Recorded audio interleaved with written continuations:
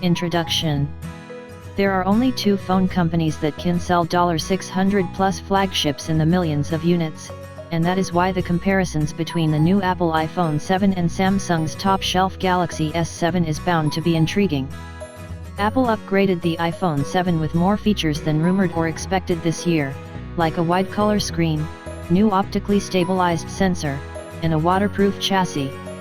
The IP67 rating itself negates one of the advantages that Samsung had with the Galaxy S7 before previous iPhones, but there is plenty more for the iPhone 7 to throw around. The Galaxy S7 still has a laundry list of top-notch features that should give it a leg in the race against the newest iPhone, at least on paper.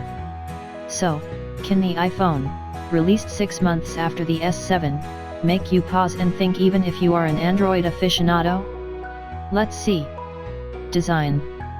Both the iPhone 7 and Galaxy S7 aren't thorough redesigns, and yet can hardly be confused with their predecessors. Apple, for instance, moved the iPhone 7 antenna bands to the edges, ditched the physical home key for a pressure-sensitive one, dispensed with the audio jack, waterproofed the chassis, slapped stereo speakers, put a bigger lens on the back, and issued its bread and butter device in two new dark hues, matte black and jet black.